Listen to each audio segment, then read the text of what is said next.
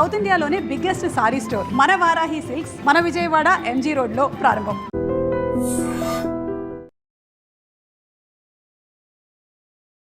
నమస్కారం, welcome to I dream. ధర్మ మార్గం విత్ విజిత కార్యక్రమానికి స్వాగతం.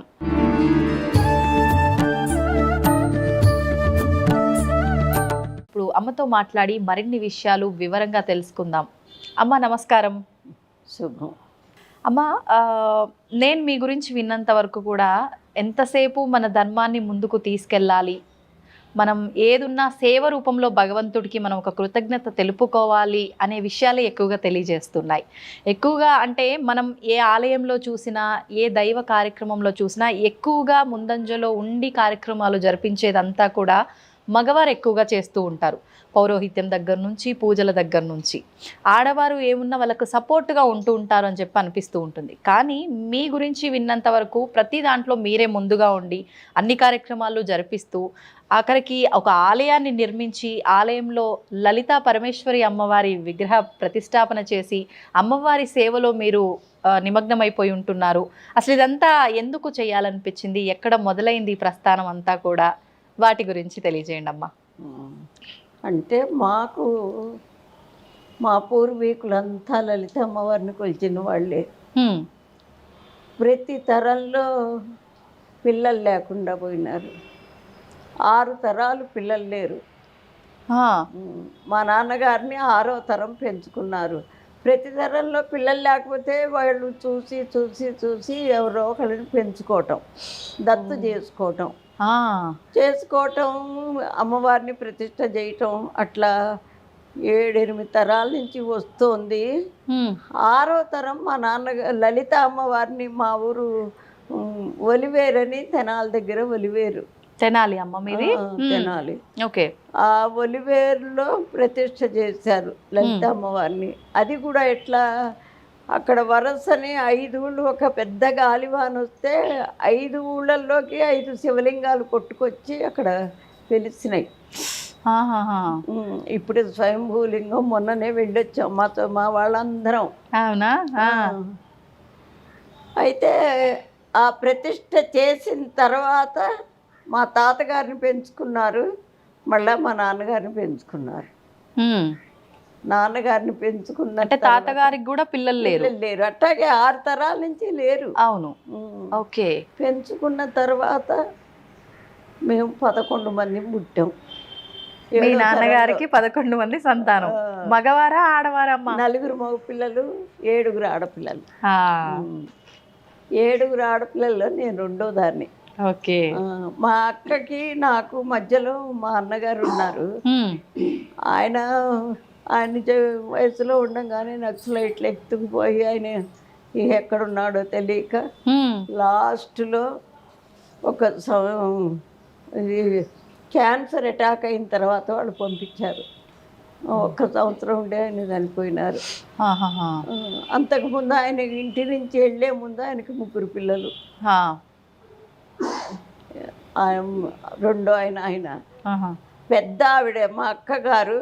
మా వంశం అందరిలోకి ఇప్పుడు 6 తరాలు కదా. అవునమ్మా. 7వ తరంలో ఆవిడ పెద్ద ఆవిడ మా వంశం మొత్తంలో. ఆవిడ చాలా మహిమ గల ఆవిడ. ఇప్పటికి ఆవిడకి జనవరి 29కి 92వ సంవత్సరం వస్తుంది. ఓ, ఎక్కడ ఉంటారమ్మా ఆవిడ? వైజాగ్ దగ్గర నర్సీపట్నం అని ఉంది. అక్కడి నుంచి తుని వెళ్ళే రోడ్లో బలిఘట్టం అని ఉంది. ఆ కొండ మీద ఆశ్రమం ఆవిడ కూడా. అంటే మాతాజీగా ఉన్నారా? ఉన్నారు. లక్ష్మీదేవి పంచాయతన్ దేవాలయం. బాగా కార్యక్రమాలు అవి బాగా జరుగుతాయి, బాగుంటుంది. ఆవిడ అట్లా. రెండో ఆయన మా అన్న అట్లా. ఇక నేను నా పిల్లవాడికి జబ్బు చేసి ఎక్కడ తిరిగినా అది నయంగాక ఎంతమంది డాక్టర్లకు చూపించి చివరికి ఈ దేవుణ్ణి నమ్ముకున్నాం. అసలు మా ఈ పిల్లల కోసం మా పెద్దలు అక్కడక్కడ రామ పట్టాభిషేకాలు, రాముల వారి గుడిని స్థాపించడం, లలిత అమ్మవారిని గుడి స్థాపించడం, ఇట్లా చేసి ఆ పూజల యొక్క ఫలితాన్ని వంశానికి ధారపోసారు. ఆహాహా. దార పోయటం అంటే వీడు చేసిందంతా ఇప్పుడు ప్రతి పూజలోనూ ఏ తత్ఫలం లలితా పరమేశ్వరీ దేవి కరచరణారవిందమస్తు సుప్రీత సుప్రసన్న వరదో భవతు అని చేతిలో నీళ్లు అక్షింతలు వేసుకుని వదిలిపెడతారు అమ్మవారి దగ్గర. అట్లా మాకు ఈ వంశానికి పిల్లలు కావాలని ఆ ఫలితాన్నంతా వంశానికి ధారపోసారు. ఆహాహాహా. మీ అబ్బాయికి ఆరోగ్యం బాగలేదు అన్నారు, ఏం జరిగిందమ్మా? ఆరోగ్యం అంటే ఆయనకి అదేంటి జాండీస్ వచ్చినాయమ్మా. ఆ జాండీస్లో ఆ లివర్ గట్టి పడిపోయి సిరోసిస్ ఆఫ్ లివర్. అయితే ఎంతమంది డాక్టర్లకు చూపించినా ఎక్కడ తగ్గల. కాకపోతే ఇప్పుడు నేను ఎట్లా ఉన్నానో అట్లాగే వాడు అన్నం మానేసి అన్నం తినద్దు అన్నారు.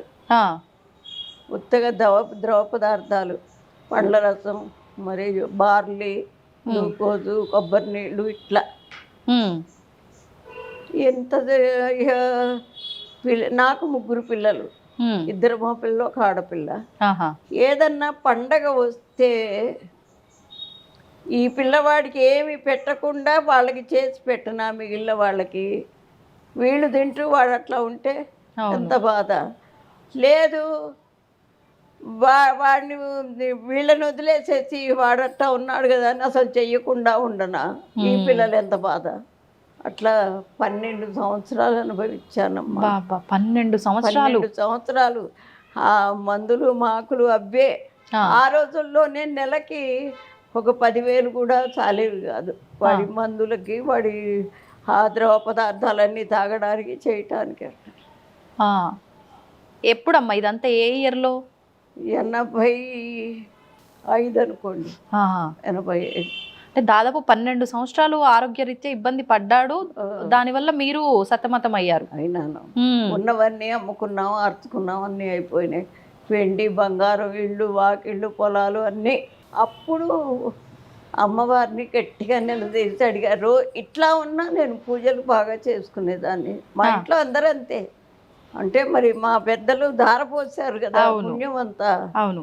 అయితే అమ్మాయి ఎన్నాళ్ళు ఇంకా ఇట్లా శక్తి పోతుంది, డబ్బు లేదు, మరి ఎట్లా ఇది ఏదన్నా ఒక పరిష్కారం చెయ్యి, ఉంచుతావా నలుగురిలో తిరిగేట్టు, ఆరోగ్యం బాగుండేట్టు చెయ్యి, లేదంటావా తీసుకెళ్ళిపో అని గట్టిగా అన్న నీళ్ళు మానేసి ఒక తపస్సులాగా చేసుకున్నా. ఆవిడ కల్లో ఒకసారి ఒక ముత్తైదులాగా కనిపించి కోటి కుంకుమార్చన చేయమని. ఏం చెప్పారమ్మ? కోటి కుంకుమార్చన. అమ్మవారికి లలిత సహస్రనామం కోటి కుంకుమార్చన అంటే 1,000 సార్లు చదవాలి అని చెప్పింది. అంటే అప్పటిదాకా మేము ఇళ్లలో ఏదో చేసుకోవటమే కానీ బయటికి వెళ్ళిన వాళ్ళం కాదు. ఆ రోజుల్లో అసలు ఆడవాళ్ళు బయటికి ఎవరు వస్తారు? అవును. ఇక అది చేశాను. చేసిన తర్వాత లాస్ట్ డే రోజు మామూలుగా అంటే అన్ని మిరాకిల్స్ అనమాట. ఆ కోటి కుంకుమార్చన చేయాలంటే ఆడవాళ్ళు వచ్చి చదవాలి. అవును. అక్కడే మేము ఉన్న చోటే పక్కనే ఒక ఆంజనేయ స్వామి గుడి ఉంటే ఆ గుడిలో పెట్టి. ఎక్కడమ్మా అప్పుడు ఎక్కడున్నారు? తెనాలి నందులపేటని అక్కడ ఉన్నాము. ఆ పక్కనే ఉంది ఆంజనేయ స్వామి గుడి. మొదలు పెట్టా కార్తీక మాసంలో. అంటే కార్తీక మాసం అంతే అంతా ఉపవాసాలు ఉంటారు కదా, తప్పనిసరిగా చదువుతారని. ఉంటే 10 రోజులైంది. మహా అయితే మొత్తం మీద 10 రోజుల్లో 15 మంది వచ్చారు, 20 మంది వచ్చారు. అప్పుడు ఇప్పుడు అంటే మానవులం కదండి, ఎంత పూజ చేసినా ఎంత ఉన్నా మన ఇది మనకు ఉంటుంది. ఆ లక్షణం మానవ లక్షణం. ఇక అయ్యో ఇంత సంకల్పం చేశాను, ఎవ్వరు రావట్లేదు, 40 రోజులే పెట్టుకున్నాను. మీరు సమయం పెట్టుకున్నారు సంకల్పంగా 40 రోజులని. ఓకే. అప్పుడు పుష్పగిరి స్వామి పెద్ద స్వామి వారు వచ్చి అక్కడ ఉన్నారు. అక్కడికి వెళ్ళాను. స్వామి ఇట్లా జరిగింది ఇది సంగతి అంటే, ఇది చెప్పింది ఎవరే? ఆవిడ కదా, ఆవిడే చూసుకుంటుంది. ఏమి లేదు. బలాని రోజున ఇట్లాగే అన్నారు. బలాని రోజున పొద్దున పుట్ట శనివారం నాడు నేను వస్తున్నా, లలితా సహస్రనామ వివరణ చెప్తాను, ఇట్లాగే అన్నారండి. అప్పటికి నేను జాబ్ చేస్తున్నా. ఆహా. ఒక శుద్ధ ముక్క కొనుక్కుని మీ ఏంటి ఆ తెనాల్లో మీ ప్రాంతంలో ఎన్ని గుళ్ళు ఉన్నాయో వెళ్ళి అన్ని చోట్ల బోర్డు మీద నువ్వే రాయాలి. ఏమనమ్మా? ఏమని, బలాని శనివారం రోజు ఇన్ని గంటలకి స్వామీజీ వస్తున్నారు, వారు లలితా సహస్రనామ వివరణ చెప్తున్నారు కాబట్టి అందరు భక్తులందరూ రావాల్సింది. రాసి వచ్చారు. అంటే అప్పుడు లెక్చర్ చేస్తున్నానమ్మా. లెక్చరర్గా చేస్తున్నారు మీరు. ఆహా. అది ఆ బోర్డు అంటే ఎత్తుగా ఉంటుంది, నేను పొట్టి మనిషిని, నన్నే రాయమన్నారు ఆయన. 9 గంటలు అయిన తర్వాత అప్పుడు వెళ్ళి ఆ వాచ్మెన్ని బతిలాడి నేనే స్టూల్ ఎక్కి నేనే రాసుకున్నా. అట్లాగే ఆ రోజు వచ్చారు, రానే వచ్చింది. ఆయన వచ్చారు, పొద్దున 8 గంటలకు వచ్చారు. జనం బాగా వచ్చారు. స్వామివారు వచ్చినప్పటికీ మీరు సంకల్పంలో చెప్పుకున్న 40 రోజుల్లో ఎన్నో రోజుకి వచ్చారమ్మా మీరు?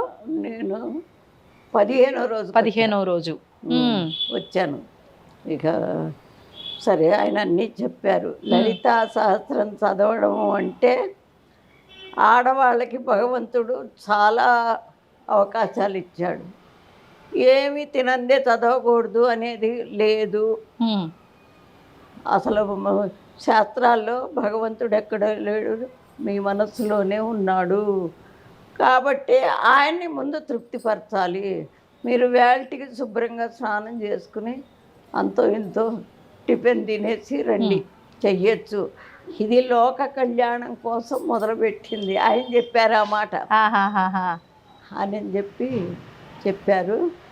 ఆ రోజు నుంచి ప్రతిరోజు మధ్యాహ్నం 3 అయ్యేది పూజ అవ్వటానికి, అంత జనం. ఓహో. ఆ రోజు నుంచి అన్నట్టుగానే కరెక్ట్గా 40 రోజుల్లో అయిపోయింది. దాదాపు ఎంత సంఖ్యలో వచ్చేవారమ్మా? కనీసం 100 మంది అట్లా వచ్చేవాళ్ళు. ముందు 10 మంది 15 మంది కాస్త చూడండి. కరెక్ట్గా 40 రోజులకి అయిపోయింది. కోటి అయిపోయింది. అంటే నేను చేశాను అని నేను అన్ను.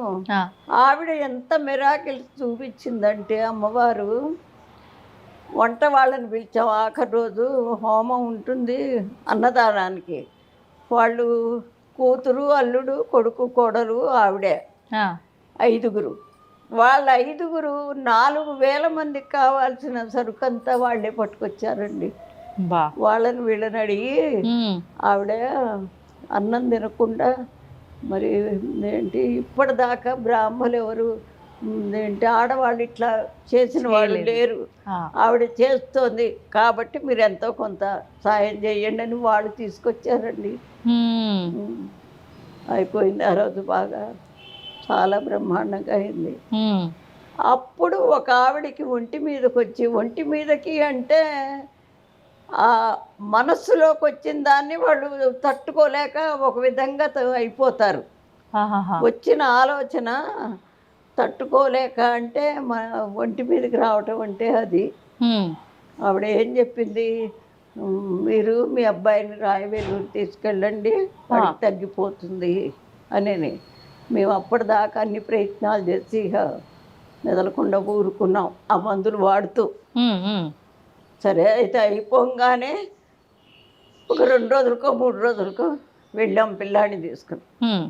వెళితే అక్కడ రాయవేలూరులో క్రిస్టియన్ హాస్పిటల్, అది ట్రైనింగ్ సెంటర్ అనుకుంటా, రీసెర్చ్ సెంటర్. వాళ్ళన్నీ చూసి 40 రోజులు టెస్ట్ చేశారండి వాళ్ళు. రోజు ఒకటి. టెస్ట్లకే 40 రోజులు. 40 రోజులు అసలు ఏంటి అనేది. అప్పుడు వాడు తేల్చింది ఏమిటంటే, లివరు గట్టిపడ్డ మాట వాస్తవమే. ఎందుకు గట్టిపడ్డది అంటే రక్త ప్రసరణ దానికి లేదుట. అంటే 4 వెయిన్స్ మూసుకుపోయినాయట. లివర్ నుంచి హార్ట్కి వచ్చే వెయిన్స్. ఓహోహోహో. ఆపరేషన్ చేశారు 40 రోజుల తర్వాత. చేశారు, సక్సెస్ అయింది అది. ఒక అక్కడ ఒక ఫెసిలిటీ ఏమిటంటే అప్పుడు కాదు ఇప్పుడైనా ఎవరు వెళ్ళినా ముందు మనం డబ్బులు తీసుకెళ్ళక్కర్లా, ఏదో కొంత తీసుకుని వెళితే వాళ్ళు మనం అక్కడ ఉన్న వాళ్ళు మనకి అన్నీ వాళ్ళే వాడతారు, భోజనం వాళ్ళే పెడతారు. ఎంతమంది ఉన్నా ఎంతమంది కాదు, పేషెంట్ ఆ పేషెంట్తో ఉన్న వాళ్ళకి. అయితే చివరికి వెళ్ళేప్పుడు బిల్లు కట్టాలి.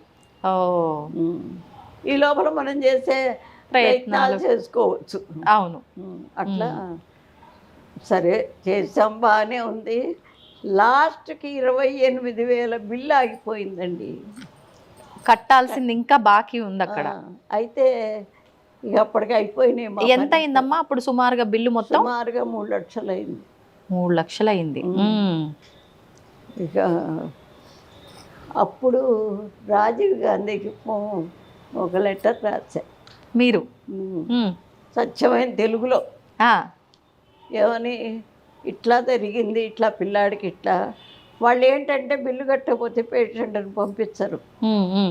ముందే లాయర్ చేత మన ఉన్న అడ్రస్సు అన్నీ, మనం ఎక్కడ పుట్టాము అన్నీ రాసుకుంటారు వాళ్ళు ముందు జాయిన్ చేసి ఎప్పుడే.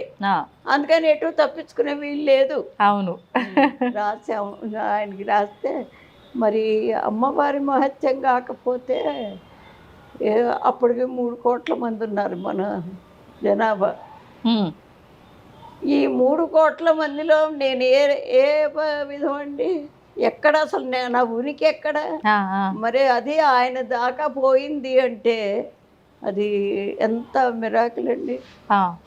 చూశారు, వెంటనే ఎవరినో పంపించారు, అక్కడంతా ఎంక్వైరీ చేసుకుని అప్పటి నుంచి పిల్లవాడు ఎప్పుడు వచ్చినా మందులు ఉచితంగా అన్నీ ఇచ్చి ఏర్పాట్లు రాసేసారు ఆయన. మళ్ళీ మళ్ళీ మళ్ళీ వచ్చే ట్రీట్మెంట్లకు అన్నిటికీ ఉచితమే. ఇక వచ్చేసాం అనుకో. ఎంత చక్కటి ఆలోచన చేశారమ్మా మీరు. ఎలా వచ్చింది మీకు ఆలోచన అప్పుడు? అంటే నేను పార్టీలో తిరిగానండి. అందులో అప్పుడు కూడా మనకి స్వతంత్రం వచ్చేటప్పటికి ఆడవాళ్ళు పెద్దగా పాల్గొనలే. అందులో ఫస్ట్ మనకి ప్రధానమంత్రి ఆడమనిషి అయింది. అది నాకు చాలా సంతోషం. అంటే మీరు ఉన్నారు అప్పుడు స్వాతంత్రం వచ్చినప్పుడు? 35 పుట్టానమ్మా. 1937. నాకు అన్నీ, నేను కూడా దాంట్లో పాల్గొన్నా. మీరు 35లో పుట్టారు, 47లో వచ్చింది. అంటే మీరు మొత్తం అన్ని కార్యక్రమాల్లో ఇన్వాల్వ్ అయ్యి ఉన్నారు. సో స్వాతంత్ర సమర యోధురాలైతే. సంతోషం అమ్మ కలిసినందుకు నిజంగా.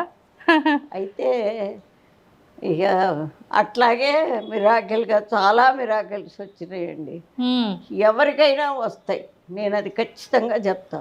ఎట్లా, ఇప్పుడు పిల్లవాడు ఎంత తెలివిగలవాడైనా చదివితే కదా అది వాడికి తెలివితేటలు ఉన్నది లేనిది తెలిసేది, పాస్ అయ్యేది. అవును, అట్లాగే ఈ దైవారాధనలో కూడా ఎంత తెలిసినా దాన్ని అనుకరించే పద్ధతిలో కనుక చేస్తే ఖచ్చితంగా అన్నీ వస్తాయి. భగవంతుడు అంటే అది మనకు కనపడినంత మాత్రం లేడు అనుకోవటానికి వీల్లేదు. భగవంతుడు ఉండబట్టే ఇప్పుడు ఆ భగవంతుడి వల్ల మనం ఈ లోకంలోకి వచ్చి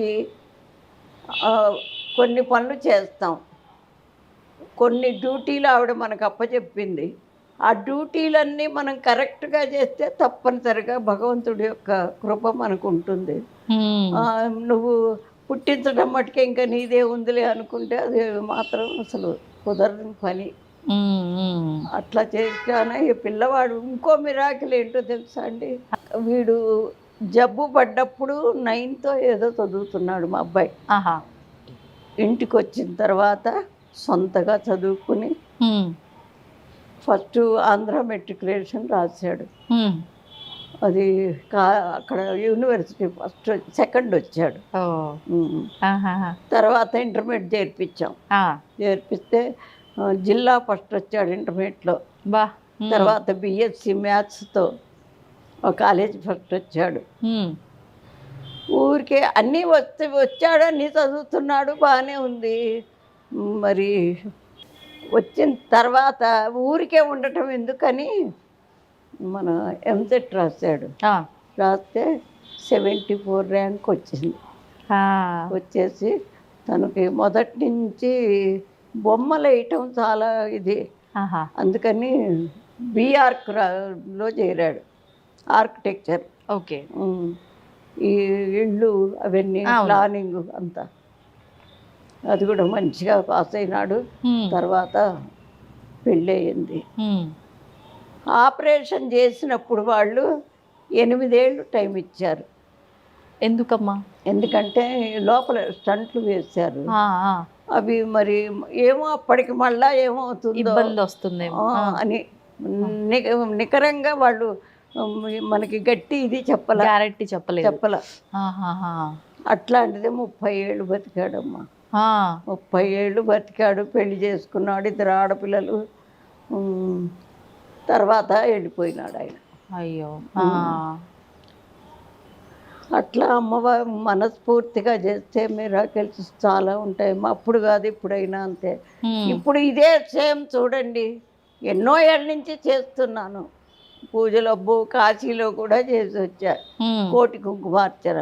కాశీలో చేయటం అంటే మరి కూర్చుని చేసే వాళ్ళు ఉండాలిగా. అవును. అంత సొంత నా డబ్బు పెట్టుకుని 50 మందిని తీసుకుని వెళ్ళి, ఇక్కడ నుంచి తీసుకెళ్లారా? తెనాలి నుంచి తీసుకెళ్లారు. తీసుకుని వెళ్ళి అక్కడ కూడా ఒక పెద్ద ఆంధ్రాశ్రమం అని ఉంది, అక్కడ శుభ్రంగా వాళ్ళు పెద్ద హాల్ ఒకటి ఇస్తారు. 13 గదులు తీసుకున్నా అందరికి. అది అన్ని హోమాలు చేసి అక్కడ చాలా ఇది చేసాం. అవన్నీ మరి అంటే ఎప్పుడైతే మానవుడు ఊరికే కిరికిరి అభిప్రాయాలు ఎప్పుడు వస్తాయో ఏ పని కాదు, శంక ఉండొద్దు. అప్పటికప్పుడు శంక లేకుండా ఉన్న పని అయినా తర్వాత అది ట్రబుల్ వస్తుంది తప్పనిసరిగా. ఇప్పుడు ఏ కిరికిరి చేసుకున్నా అమ్మవారిని తలుచుకున్నా అప్పటికి మంచిగా రావచ్చు, సక్సెస్ అవ్వచ్చు. కానీ ఒకప్పటికి అది తప్పనిసరిగా ఇదైపోతుంది. ఇప్పుడు మీ అబ్బాయి వాళ్ళ పిల్లలు, మీ కోడలు ఎక్కడున్నారమ్మా? మీతోనే ఉంటున్నారా? లేదు, అక్కడ బడంగపేటని, బడంగపేటలో ఇల్లు కట్టుకున్నాడు. ఒక మనవరాలు ఇప్పుడు నా దగ్గరే ఉంది. ఎందుకంటే తను ఎంఎస్సీ అనుకుంటా చేస్తోంది, ఇక్కడెక్కడో చేస్తోంది. ఇక్కడ దగ్గర అని నా దగ్గరే ఉంది. పెద్ద అమ్మాయి కూడా బీఆర్కు మా నాన్న చేసిందే నేను చేస్తానని చదివి తను కూడా అక్కడ మన చిలుకూరు పోయే దోవలో ఒక ఏదో కాలేజీ ఉంది, కాలేజీ ఫస్ట్ వచ్చింది తను. తనకి మొన్న మార్చిలో పెళ్లి చేసాం. పెళ్ళయింది, బాగానే ఉన్నారు వాళ్ళు. Okay, okay. అందుకని భగవంతుణ్ణి నమ్మని వాడికి అప్పటికప్పుడు బాగున్నా తర్వాత ఇది తెలుస్తుంది. ఇప్పుడు మన పెద్దలు ఉన్నారండి, మీ ముత్తమ్మ గారిని మీరేమన్నా చూసారా? చూడలా. ఎవరో మీ అమ్మ చెప్పిందో, మీ నాన్నగారు ఎవరో చెప్పారు మా అమ్మగారు ఇట్లా ఉంటారు అట్లా అని ఓ ఫోటో చూపిస్తారు. నమ్ముతామా నమ్మమా? నమ్ముతాం. అట్లాగే భగవంతుడు కూడా ఫోటోలు పెట్టుకునేది ఎందుకు? వాళ్ళు ఇలా ఉంటారు, ఈ గొప్ప పనులు చేశారు అనేది చెప్తుంటే ఖచ్చితంగా నమ్మటము అంటే ఏదో పూజలు చెయ్యాలి అది ఇది అని కాదు. మనల్ని సృష్టించిన తల్లి అక్కడ ఉన్నది అనేది ఒక మనస్ఫూర్తిగా నమ్మితే ఖచ్చితంగా వాళ్ళకి ఏ ఇబ్బందులు ఉండవు. ఓకే. ఇప్పుడు మీరు అంటే అమ్మవారి దగ్గర మీరు ఫైట్ చేయడము, మీ బాధని చెప్పుకోవడం వల్ల అమ్మవారు మీకు ఆ కోటి కుంకుమార్చన, లలిత సహస్రనామార్చన చేయమనటము, మీరు అదంతా చక్కగా ఆచరించడము, తర్వాత ఇదంతా చాలా చక్కగా జరిగింది. కొన్ని మిరాకిల్స్ కూడా జరిగాయి. తర్వాత మీరు ఈ ఆలయం కట్టించాలని కానివ్వండి, మళ్ళీ హైదరాబాద్కు రావటము, ఇవన్నీ ఎలా జరిగాయమ్మా? అప్పుడు పిల్లవాడు ఎప్పుడైతే అమ్మా నువ్వు వాడిని సవ్యంగా ఉంచి అందరిలో తిరిగేట్టు చేస్తే సరే, అట్లా కనుక జరిగితే నా జీవితం మిమ్మల్ని ప్రతిష్ట చేసి నా జీవితం మీ సేవలో గడుపుకుంటాను అని ఒట్టు పెట్టాను. అప్పుడే పెట్టాను. సరే, ఆవిడ చేయాల్సిందంతా చేసిందంతా బాగానే ఉంది. మరి మాట అన్నందుకు అందులో భగవంతుడి దగ్గర మాట. అవును. అందుకని ఇక్కడికి ఎట్లా వచ్చామంటే ఈ పిల్లలందరూ చదువులు అయిపోయినాయి, అమ్మాయికి పెళ్లి చేసాము, చిన్న అబ్బాయికి కూడా పెళ్ళి అయిపోయింది, వాడు ఉద్యోగం ఇక్కడే, ఆహా. పెద్ద అబ్బాయి కూడా ఇక్కడే ఉద్యోగం. ఉమ్. ఇక అందువల్ల మేము ఇక్కడికి రావాల్సి వచ్చింది. ఆహా. వచ్చినా నేను ఈ మాట అన్నా కదా, అవును. అందుకని అది మనసులో ఉంటూనే ఉంది. ఉమ్, ఉమ్, మరి ఇంత సిటీలో మనకి గుడి కట్టుకోవటానికి స్థలం ఎట్లా ఉమ్. కొనుక్కోవాలంటే ఏ మూలకో వెళ్ళాలి. సెంటర్లో కనుక కడితే కట్టినందుకు నా కోరిక తీరుతుంది, తర్వాత భక్తులకి వాళ్ళకు ఒక దోవ ఏర్పాటు చేసి, నేను ఏ పని చేసినా నా స్వార్థం నా ఇది చూసుకోనండి, ఉమ్. ఫర్దర్ వాళ్ళకి ఒక ఉపయోగకరము అవును. అని అట్లా అనుకుని ఏ సంవత్సరంలో వచ్చారమ్మా హైదరాబాద్కి? 96లో 96లో వచ్చారు. ఉమ్. అట్లా చేసుకుని నెమ్మదిగా ఇది ఏం ఒక రోజు 2 రోజులు 25 ఏళ్ళు అయింది. ఉమ్. 25 ఏళ్ల నుంచి ఏదో ఒకటి కడుతూనే ఇప్పటికైనా ఇంకా ఉన్నాయి. మొన్ననే ఇప్పుడు ఆ విగ్రహాలు అవి వేయించి ఆర్చీలు కట్టించారు. ఆర్చ్లో. ఇప్పుడు ఇక్కడ కట్టి ఇది 25 years అవుతుందా అమ్మా? ఆహా. మీరు హైదరాబాద్ రాగానే ఇప్పుడున్న ప్లేస్కే వచ్చారా? ఎట్లా? ఇప్పుడు అబ్బాయి వాళ్ళు ఇక్కడ ఉండేవాళ్ళు, సంగీత నగర్ అని, అక్కడ ఉంటున్నాము. అక్కడ ఉంటూ నాకు ఈ వార్డు కౌన్సిలర్ గారు పరిచయం అయితే, ఇట్లా ఒక హనుమంతుడు కనపడితే ఆయన వెంబడి వెళ్ళటం, అక్కడ ఒక గుడి చూడటం, ఆ గుడిలో ఉండటం, అప్పటి నుంచి కాస్త 1 సంవత్సరం 2 ఏళ్ళు అట్లా అని అయిన తర్వాత ఇక్కడికి వచ్చాను. ఆ కౌన్సిలర్ గారు చూపించారు ఇది. ముందు హనుమంతుని గుళ్ళో చేసేవారు అంటే అక్కడ సేవ చేసేవారా? ఇక్కడలాగా పూజలు అన్ని చేసేవారా? చేసేదాన్ని. నాకు ఆ మధ్యలోనే మా ఊళ్ళో ఉన్న, ఇప్పుడు మనస్సు బాగుండకపోతే ఏదో ఒక పనిలో నిమగ్నం అయితే ఖచ్చితంగా ఒక ప్రశాంతత వస్తుంది. అట్లాగే మరి ఇంత పిల్లాడు ఇట్లా అయినాడు అనుకుంటే, అప్పుడు చదువుకున్నా నేను.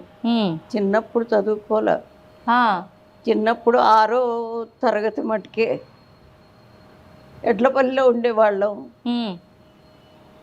నేను మా నానమ్మ వాళ్ళ దగ్గర ఉండేదాన్ని. ఎందుకంటే నా తర్వాత చెల్లెలు 1 సంవత్సరం 1 నెల తిన్నది. ఓహో. అవటాన పాలనలతో పడతారని మా నాన్నమ్మ తీసుకెళ్ళారు నన్ను. తీసుకెళ్తే అక్కడ 11 ఏళ్ళు పెరిగాను. 6వ తరగతి దాకా చదివా. తర్వాత మా తాతగారు చనిపోయినారు. తాతగారు అంటే నాన్న అన్నమాట.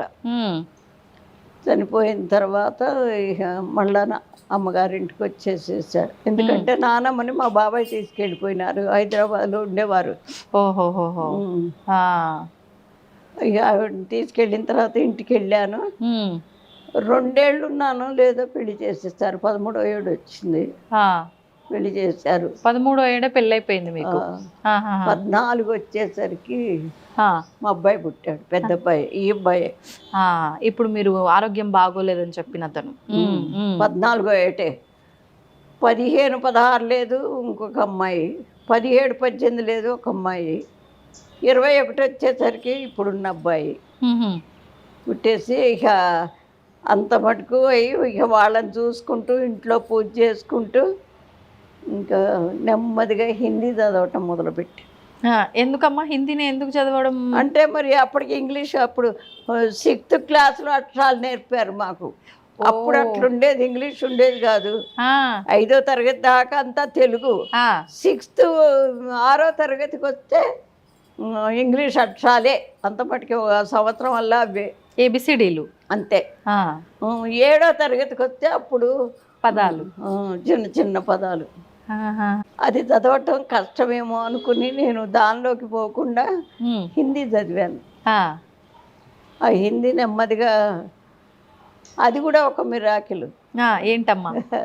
మా వారికి తెలియకుండా చదివా, ఆయనకి ఇష్టం ఉండదు, నేను తెలియకుండా చదివా. ఆయన కూరగాయలది కమిషన్ కొట్టు పెట్టుకున్నారు. చీకటితో 5ంటికి వెళ్ళేవారు, మధ్యాహ్నం 2ంటికి వచ్చేవారు. ఈ లోపల పిల్లల్ని బడికి పంపించడం, నేను ఈ పని చేయటం. ఇంట్లోనే చదువుకునేవారా అమ్మ మీరు? మీరు నేర్చుకోవడానికి బయటికి వెళ్ళేవారా? వెళ్ళేదాన్ని. సర్వోదయ కేంద్రం అని ఉంది, వినోబా భావే గారు పెట్టింది. దాంట్లో చదువుకుంటూ ఎంత 1 గంట, 1.5 10ంటికి వెళ్ళేదాన్ని, 11:30కి వచ్చేదాన్ని. వచ్చిన తర్వాత ఆయనకి వంట చేసేదాన్ని. ఉమ్. ఓకే. అట్లా ఎప్పుడు చెప్పారమ్మా మళ్ళీ మీ వారికి? నేను ప్రవీణ పాస్ అయినా. ఆ, ప్రవీణ్ అంటే బిఏతో సమానం, హిందీ. ఓహో. ఉమ్. అయిన తర్వాత ట్రైనింగ్కి వెళ్ళాలని, టీచర్ ట్రైనింగ్ అనుకుంటే ఇక అప్పుడు చెప్పడం తప్పలా. ఇట్లా గంటన్నర కాదుగా ట్రైనింగ్ అంటే. అవును అవును. చాలా టైం పడుతుంది, అక్కడే ఉండాలి. 10ంటికి వెళ్ళినా కానీ 2ంటి దాకా ఉండాలి, మళ్ళీ సాయంత్రం వెళ్ళాలి. అయ్యే చెప్పక తప్పలా చెప్పాను. అప్పుడు ఏంటి వారి రియాక్షన్? వద్దన్నారా? మానేశానికి ఏం చేస్తాం. అయిన తర్వాత ఏ ట్రైనింగ్ లేకపోయినా ఎంఏ చదివాను హిందీలోనే, సాహిత్యరత్న. ఓ, వారికి తెలుసా మీరు ఇది చదువుతున్నట్టు? మళ్ళీ అది కూడా చెప్పలే. సాహిత్యరత్న చదివాను. కాకపోతే ట్రైనింగ్కి వెళ్ళాలి అనుకుంటే మరి జనరల్ క్వాలిఫికేషన్ కావాలన్నారు.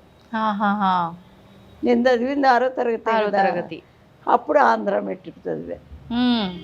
అది కూడా ఈ ట్యుటోరియల్ కాలేజీలు ఉంటాయి చూడండి, అవును, అట్లాంటి కాలేజీలో. పాపం నేను గృహిణినని, మరి పిల్లల్ని ఇట్ట పెట్టుకుని చదువు మీద ఆపేక్షత వస్తుందని వాళ్ళు క్లాసులు నా సమయానికి అనుకూలంగా మార్చారండి. బాబా ఎక్కడున్నారో కానీ నిజం చెబుతున్నా. హిందీ కూడా అంతే. అయితే ఇంకా నెమ్మదిగా ఇంటర్మీడియట్ చదివాను, బిఏ చదివాను, ఎంఏ చదివాను. ఇది ఎంఏ అయిపోయింది. అప్పుడు ఉద్యోగం చేశాను. ఉద్యోగాలు చేరాను. ఫస్ట్ పార్ట్ టైంకి వెళ్ళాను హిందీ లెక్చరర్గా తెనాలి జేఎంజే కాలేజీలో. వెళ్తే అది కూడా తెలియదు ఆయనకి. అంటే జాబ్కి వెళ్ళినప్పుడు కూడా చెప్పలే మీరు?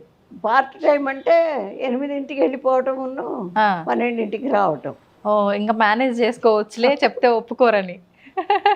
ఆ చదువు మీద ఆపేక్ష అట్లా ఉండేదండి. నాకు ఎంత ఇష్టమో. ఎందుకమ్మా అంత? ఏమో మరి చదివాను. అప్పుడు అక్కడ చేసుకుంటూనే విడిగా కాన్వెంట్ పెట్టాను, ఇంగ్లీష్ మీడియం కాన్వెంట్. మీరే? 5గురు టీచర్స్ని.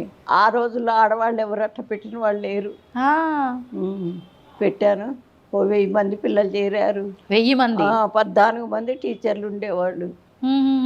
మొదట ఎంతమంది టీచర్లు, ఎంతమంది పిల్లలతో స్టార్ట్ అయింది? మొదట అంటే ఒక 20 మందితో స్టార్ట్ అయింది.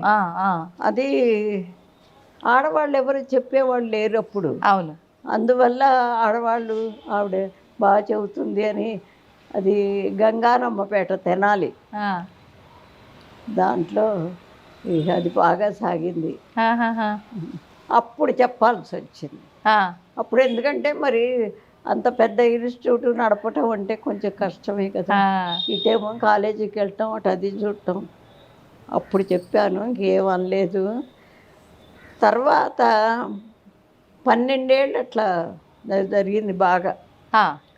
77 గాలివాన్ వచ్చింది ఒకటి, దివిసీమ గాలివాన్. అప్పుడు ఆ గాలివానకి మేము పెట్టిన స్కూల్ పెట్టిన ఇల్లు పడిపోయింది.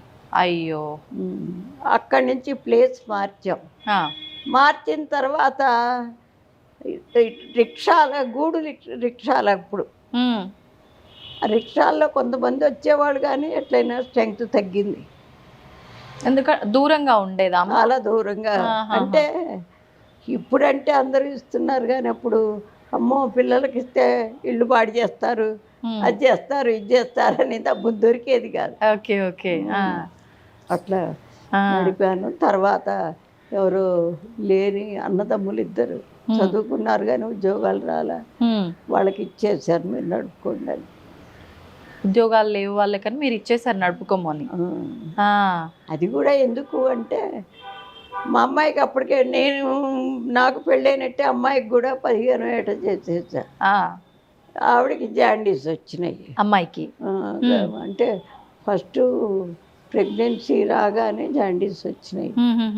అప్పుడు డాక్టర్ గారు ఏమన్నారంటే, అమ్మ రోజు అబ్జర్వ్ చేయాలి మీరు, ఆవిడ హాస్పిటల్లో చేర్పించండి అని చెప్పారు.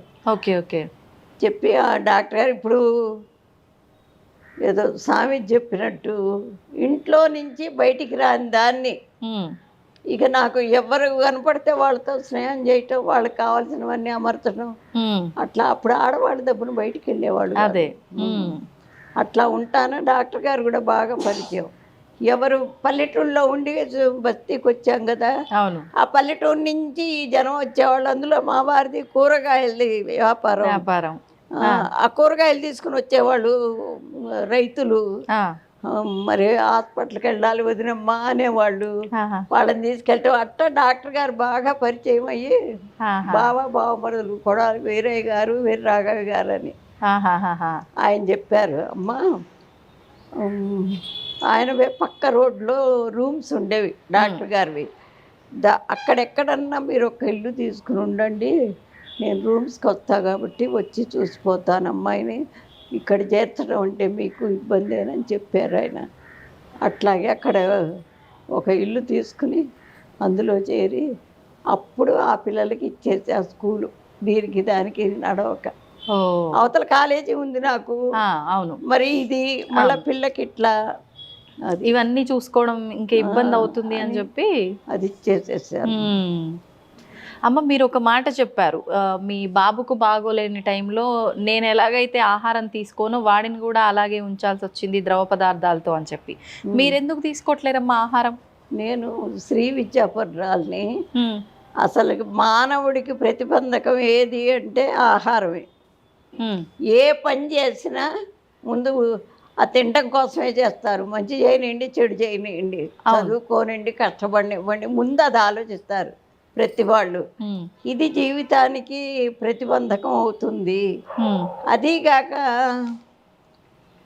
ప్రతి సంవత్సరం మన ఒక్కొక్క రాష్ట్రంలో ఈ సర్వోదయ సమ్మేళనం లేడీస్కి జరిగేది. మా మాస్టారు అందరినీ ఇచ్చి నన్ను పంపించేవారు. బయటికి వెళ్ళి తినే అలవాట్లు లేవు, ఎవ్వరిళ్లలో తిని ఎరగవు. మరి అటంత దూరం వెళ్ళినప్పుడు తినాల్సి వస్తుంది బయట. ఇది పని కాదనుకుని ఏదో పళ్ళు పాలు దాంతో అయిపోయేది. అదీగాక నేను మంత్రశాస్త్రం నేర్చుకున్నాను. మంత్రశాస్త్రానికి కొన్ని రూల్స్ ఉంటాయి. ఎటువంటి రూల్స్ అమ్మా? ఎటువంటివి అంటే ఇప్పుడు మా గురువుగారు చెప్పారు ఒక మాట. ఒక పంతులు గారు ఒకళ్ళింటికి భోజనానికి పిలిస్తే వెళ్ళారట. వెళితే అక్కడ భోజనం అది చేశాడు, వచ్చి పడుకున్నట్ట. పడుకుంటే ఆ పంతులు గారి భార్య వాళ్ళని చోట భోజనానికి వెళ్ళారు కదా, ఏమి ఇచ్చారు వాళ్ళు, వెండి బంగారాలు కూడా ఇచ్చేవాళ్ళు వెనక అనే సంచి తీసి చూసిందట. చూస్తే అందులో వెండి చెంబు ఉంది. అమ్మో మా ఆయనకి వెండి చెంబు ఇచ్చారు వాళ్ళని చాలా సంతోషపడ్డది. ఆయన లేచేదాకా ఉండి అడిగిందిట. అడిగితే ఆయన లేచి లేవగానే అసలు మంచినీళ్ళు తాగి ఏంటి టవల్ పైన వేసుకుని ఏది ఇటు తీసుకురావే అన్నట్ట. తీసుకొచ్చి ఇస్తే అది తీసుకుని వెళ్ళిపోయి మధ్యాహ్నం వెళ్ళిన వాళ్ళ ఇంటికి వెళ్ళి, అమ్మ మర్చిపోయి మీ వెండి చెంబు నా సంచిలో పెట్టుకుని వెళ్ళిపోయాను అని చెప్పి తిరిగి ఇచ్చేసాట. ఇచ్చేస్తే అది ఎందుకు అంటే అట్లా జరిగింది, ఎందుకు తీసుకొచ్చాడు ఈ పంతులు గారు అంటే అడిగట్ట ఆవిడని. అమ్మ మీ ఆయన ఏం చేస్తారు, మీరు తెచ్చిన సరుకులన్నీ మీరు కొనుక్కొచ్చారా, ఎక్కడన్నా అప్పు తెచ్చారా అని అడిగట్ట. అంటే సన్న బియ్యం అని పక్క వాళ్ళ ఇంట్లో తీసుకున్నానండి అన్నదట. పక్కవాడు ఒక దొంగట. ఎవరైతే ఎవరింట్లోంచి వీళ్ళైతే అప్పుగా తెచ్చుకున్నారో ఆ ఇంటి అతను దొంగ. అయితే ఆ దొంగతనం చేసి తీసుకొచ్చిన డబ్బుతో ఆ బియ్యంతో వండి పెట్టటాన ఈయనకి ఆ దొంగ బుద్ధి వచ్చింది. ఆహారం తిన్నందువల్ల వచ్చి నిద్రపోయలేసరికి అరిగిపోయిందిగా. అప్పుడు బాగా స్ట్రైక్ అయింది, అయ్యో నేను పొరపాటు చేశానని. అందుకని మంత్రోపదేశమైన వాళ్ళు ఎవ్వరూ కూడా బయట ఎక్కడా తినకండి అని చెప్పి ఆయన బాగా డీప్గా చెప్పారు. అప్పటి నుంచి ఇక మానేశాను. అట్లా. ఏ సంవత్సరంలో అమ్మ? మీకు ఎన్ని సంవత్సరాలు ఉన్నాయి అప్పుడు? 38. మీరు 38 సంవత్సరాలు అప్పుడు. ఇప్పుడు ఎంత అమ్మ మీ వయసు? 88. దాదాపు ఒక 50 సంవత్సరాల పైనే అయింది అనుకుంటా అయితే. ఆ, అంటే అసలు ఏం తింటారమ్మా కంప్లీట్ బయట ఫుడ్ అంటే ఇంట్లో ఫుడ్? ఫుడ్ తిన్ను కదా అసలు ఆ ఫుడ్ లేకపోతే ఇది రాదు కదా, ఈ ఆలోచనే రాదు. తినాలి, బయటికి కొనుక్కొచ్చుకోవాలి, వాడు పిలిస్తే వెళ్ళాలి, ఫుడ్ రాదు కదా. కానీ ప్రాణం నిలబడడం కోసం ప్రాణం నిలబడుతోందిగా. ఎలా సాధ్యపడుతుందమ్మా అట్లా? పొద్దున్నే కాఫీ తాగుతానమ్మా. మరి 11, 12ంటికి ఇక్కడ అమ్మవారి పూజ అయిపోయిన తర్వాత ఆ తలుపు వేసేటప్పుడు అమ్మవారి దగ్గర ఏమన్నా పళ్ళు ఉంటే తిని ఆ తీర్థం దాగి వెళ్ళిపోతాను. వెళ్ళిపోయిన తర్వాత అక్కడ అన్నదానం జరుగుతుంది, అదంతా అయిపోయి శుభ్రంగా పడుకుంటా. నిద్రపోయి లేచిన తర్వాత పళ్ళ రసం గ్లాస్ తాగుతాను. అది లేకపోతే ఏ పాలు కాఫీయో ఏదో. మళ్ళీ రాత్రి పడుకోబోయేప్పుడు గ్లాస్ పాలు తాగుతాను. కాఫీయో టీయో పాలు లేదంటే ఒకసారి జ్యూసు, అది కూడా ఉంటే లేదంటే లేదు. ఒక పండు నేను తాగాలి అని తెప్పించుకోవటం కాదు, అమ్మవారికి పెట్టింది అయితేనే తాగుతా. కానీ అమ్మ 3 పూటలు తినాల్సిందే, మధ్యలో ఒక్క పూట తినాల్సిన టైం కాస్త ఆలస్యం అయితేనే కళ్ళు తిరిగి అంత గందరగోళం అయిపోతుంది. అసలు అట్లా ఎట్లా ఉండగలుగుతున్నారమ్మా? మొదట్లో కూడా ఏమి ఇబ్బంది అనిపించలేదా మీకు? అంటే ఎప్పుడు పూజలు చేసేదాన్ని కదా, అది ఉపవాసాలు ఇస్తారు బ్రాహ్మలు. బ్రాహ్మలు ఎప్పుడు కూడా ఉపవాసం ముందు ఉంటారు, అట్లా అలవాటైపోయింది. అంటే ప్రత్యేకించి ఏదో కోరిక మేరకు సంకల్పం కోసము పెట్టుకోలే మీరు, స్వామివారు అలా చెప్పటం వల్ల మీరు మంత్రసిద్ధి తీసుకున్నప్పుడు ఇంకా అప్పటి నుంచి కంటిన్యూ చేస్తున్నారు అంతే. అంటే అసలు రైస్ అంతకు ముందైనా తినేవారా మీరు? తినేదాన్ని, అప్పుడైనా ఒక్క పూటే అంతే. ఊరికే మా రోజుల్లో మాకు కాఫీలు ఏం లేవు, టీలు ఏం లేవు, పిల్లలకి లేవు. ఆయన కూడా ఆయన 90 ఏళ్ళు వచ్చిన కాఫీలు టీలు లేవు. నా చిన్న కొడుకు కాఫీ కానీ టీ కానీ ఇప్పుడు జాబ్ చేస్తున్నాడు కదా, అక్కడ ఫంక్షన్స్ అయినా అసలు ఏమి అలవాటు మాకు. అసలు మా ఇంట్లో కాఫీ అది అలవాటు లేదు. హైదరాబాద్ వచ్చిన తర్వాత కాఫీ తాగటం అలవాటు అయింది. ఓకే ఓకే, అదే. ధన్యవాదాలమ్మా. తవ్వుతూనే శివలింగం సరే దాన్ని అట్లా కప్పేసేయండి, చూపించదండి. కృష్ణ ఇస్ దేర్, మూర్తి పూజ కాదు, సాక్షాత్ బ్రజేంద్ర నందన భగవాన్ ఉన్నారు మూర్తిలో. ఏమీ ఆశించకుండా ఆరాధించే వాళ్ళు కూడా ఉన్నారా ప్రభుజీ? నిజమైన భక్తి అంటే మనకు తెలియదు కాబట్టి